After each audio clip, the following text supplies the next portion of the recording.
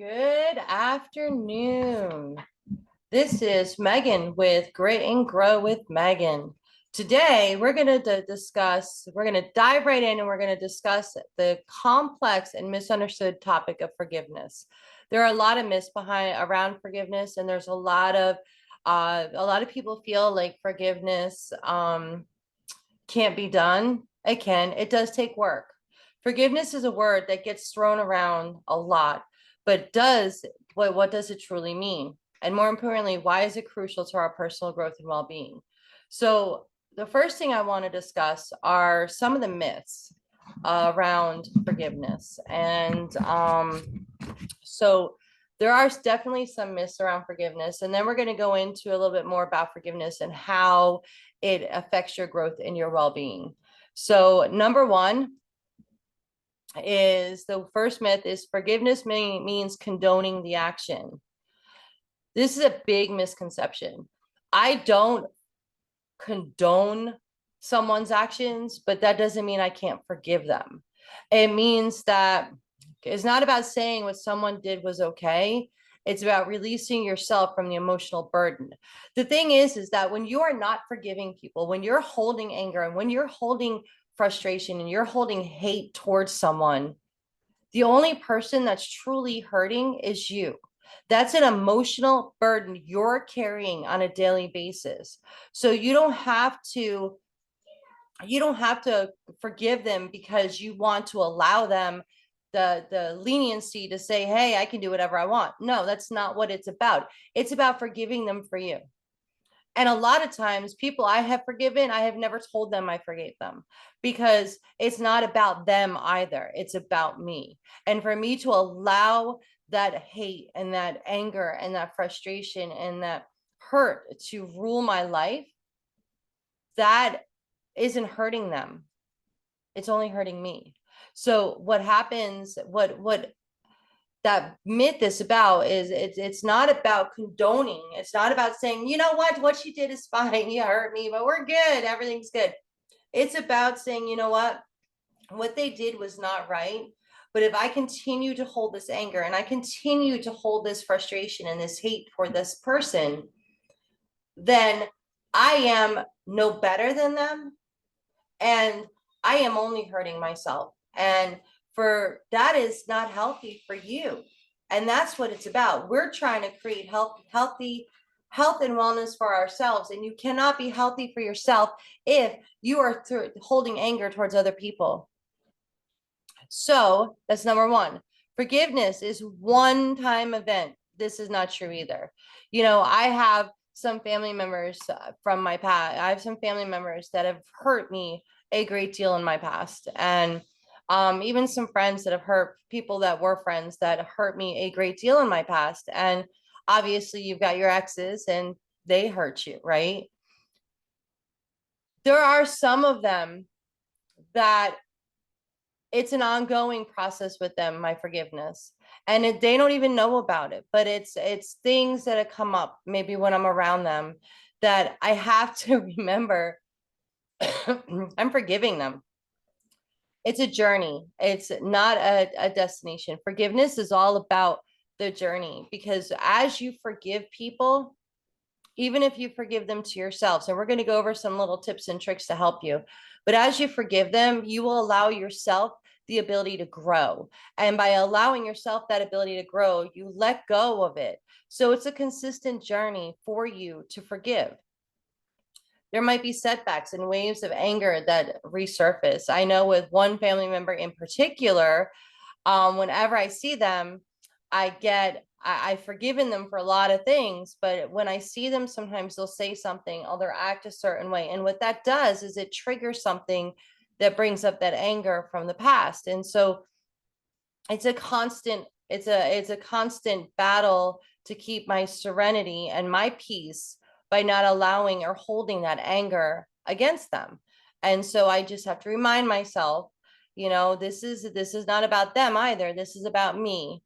And I need to forgive them, but it's not going to be an overnight, hey, that's it, I forgave everything. That's not how it happens either. So these are two major misconceptions That we have more, but the first two are forgiveness means condoning. That's not true. I don't condone behavior, but I can forgive it. Forgiveness is a one-time event. Again, this is not true. There are people, you have someone who verbally abused you or physically abused you in your past. You're holding a lot of anger towards them. You're holding a lot of frustration towards them. And I get it, but you're holding yourself back from growing by doing that. So it's not going to be, hey, you know what? You're absolutely right, Megan, and I'm going to forgive you. I'm going to forgive them. I'm going to allow all this forgiveness to happen, and you just automatically, you're fine. That's not how it works. But you can get there. It's just steps, and it's a constant giving yourself the ability, the leeway to sometimes fall backwards, because we do. We're human. We're going to fall backwards. We're going to have setbacks, but allowing yourself that time to feel it and move forward. So number 3, you have to forgive everyone. Number 3 myth is you have to forgive everyone. This is not true either.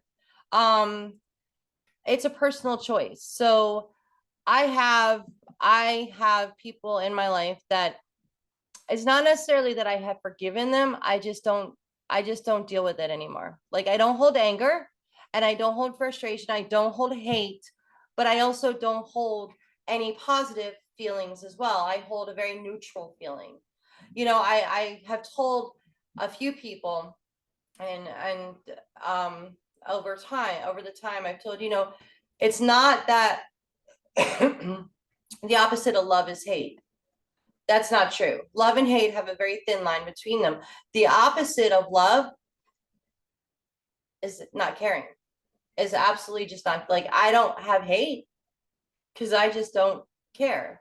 And, I don't wish them bad because that would be hate. I don't wish them, things to happen to them or anything like that, because that would be me holding that anger. I just don't care. And if I hear it happened a few years ago. I heard something really bad happen to someone that I had at one point cared about. And then he hurt me. 2 of them actually together hurt me. And I was like, I really feel bad for them. I really feel bad. One passed away and the other one was kind of left behind. And I was like, I really feel bad for them, because I know that they had a really good friendship, and I feel bad that they've lost that. They lost that friendship because one passed away. And someone said to me, well, why? I was like, just because I don't talk to them anymore, just because they hurt me, doesn't mean I am going to hold hate towards them. I don't hold hate. I feel bad because I think the one that's left behind really needed the other one. And so therefore, that one's going to be struggling for a while. And so I feel bad about that. But I went on my day. I felt bad in the moment and I went on my day. I don't have hate. I really, don't care that much. I feel bad that he's going through that, but it really doesn't mean a whole lot to me on my everyday life. So that's number 3. So we have 3 of the main myths around forgiveness, and they're powerful. If you can get past those myths, if you can hear me and get past those myths, it's absolutely amazing to think about it, that 1, you don't have to forgive everyone. 2, that doesn't mean condoning. And 3, that is it's not a one-time event. It's going to be a journey for you. And if you recognize that and you understand that and you respect that that's going to be a journey for you, then it's going to be amazing for you to go through that journey and have that forgiveness in your heart and in your mind, so that you can move forward in life and not be stuck where you're at, which is wonderful. So segment 2, I wanted to talk about why forgive and the power of letting go. So why is forgiveness so important for our growth? Here's the thing. Holding on to negativity is like carrying a heavy backpack. If any of you have ever gone camping, I just did that with my daughter a few months ago. and I had one of those old-fashioned backpacks. Yeah, that was heavy with both our stuff in it. Imagine carrying that around every single day with all the anger and hate that you hold towards people that have hurt you in the past. It weighs you down and prevents you from moving forward. So we forgive, when we forgive, we create a space of peace, compassion, even joy for us. It doesn't matter what's going on with them. It's not about them. It's about you. Forgiveness is about you. You're creating that space of peace and joy and compassion for yourself. That's all you're doing. Nothing to do with them. It allows us to build healthier relationships and cultivate more positive outlooks on life. Think about it and really sit here and think about it, guys, because every time you think about that person that hurts you and that hate you have for them, how does it affect the rest of your day? Not a very positive outlook that day, right? So it's allowing for that forgiveness to enter your heart and allowing that going on that forgiveness journey towards people who have hurt you is an amazing journey for you, for your growth, for your peace of mind, and for your inner serenity. And those are very important, especially in today's day and age. So, recently I was watching Dr. Phil interview former President Trump. And, I don't get into a lot of political conversations with people because I don't like the way they go, because I don't like that negativity. Like you're either with me or against me. So I'm not going to say whether or not I back Trump or I back Biden or but what I will say is Dr. Phil said something really important. And it's something we as a people need to understand. And basically, and I can't remember the exact words he used, but you can be a hero today by allowing forgiveness, not forget what the other side has done, but forgiveness so you can move on with your life. And Trump's response was, we need to make America great again.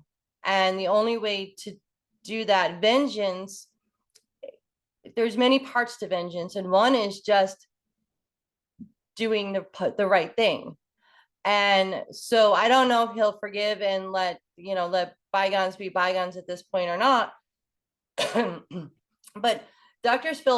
Phil's point hit home, and that was the fact that in order for everyone to move on with their lives and to create the environment and the life they want, they have to let go of what they feel the people that have hurt them have done to them.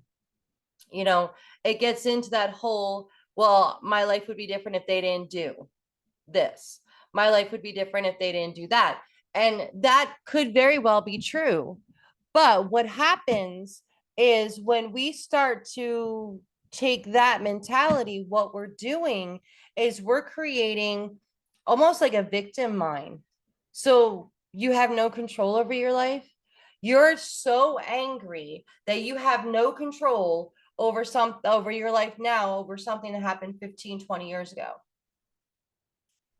So we create that mentality of, I can't move past this. Well, if you can't move past it, then how do you expect changes to be made in your life? And so forgiveness is one of in my opinion, forgiveness is one of the foundations of change. And the third part of forgiveness that I wanted to talk about is really important, and this is part of that foundation, is the self-forgiveness. This is a missing piece that a lot of people don't understand. So we have a foundation of forgiveness. We're trying to go through the journey of forgiving others.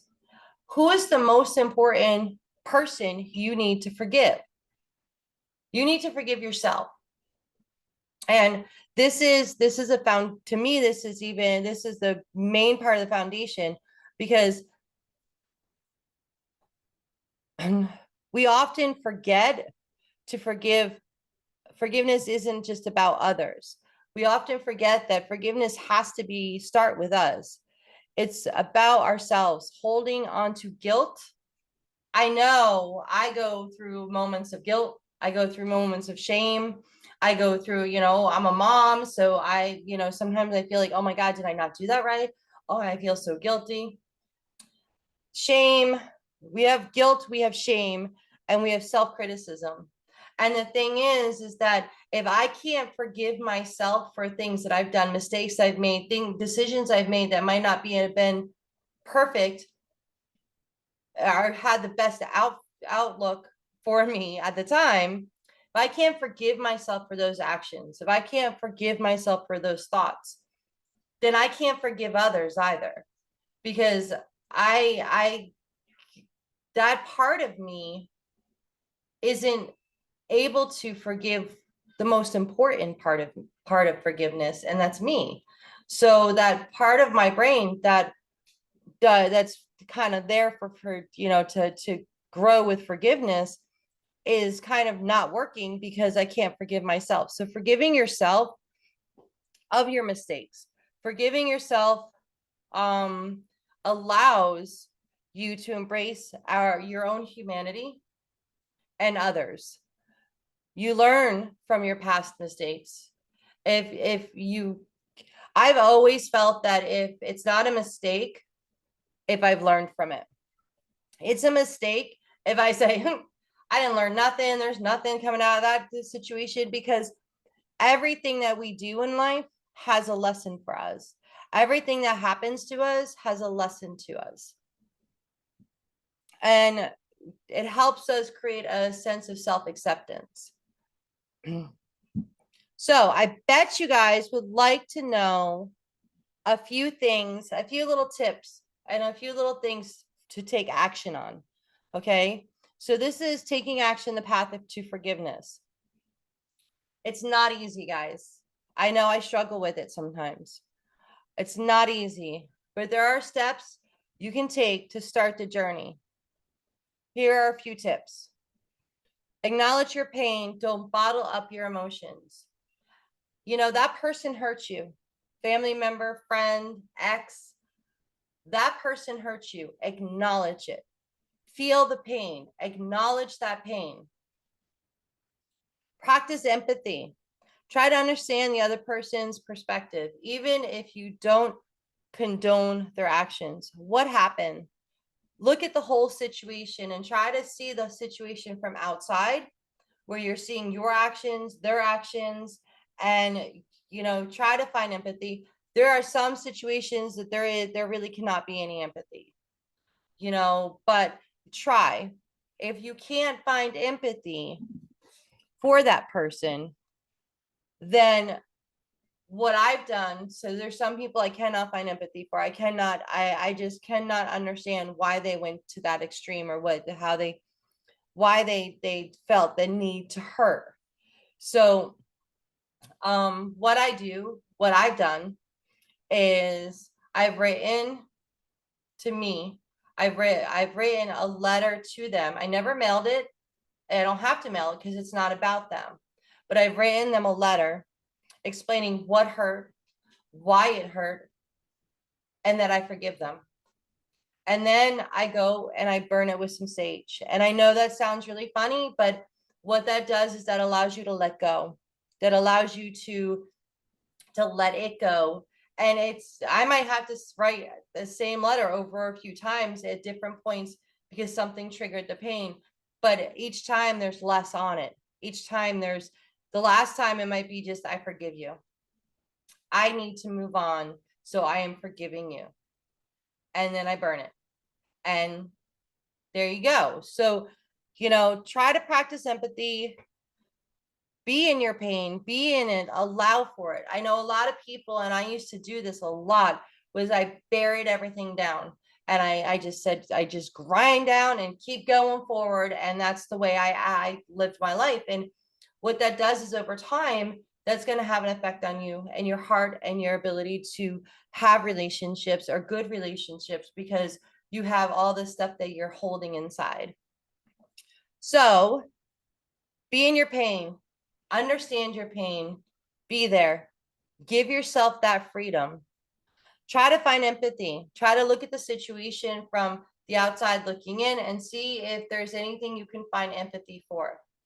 If you cannot, and there are a few instances where I can understand if you cannot, try writing them a letter on all the things that you're upset over, why you are so angry with them, and then why you can forgive them. And the forgiveness isn't for them, it's for you. So then you can burn it. If they're really still feeling it, because there's some things that will have that are really bad, you can seek outside help to help you learn better, but learn and grow in your forgiveness. So that's session 2 of Grit and Grow with Megan.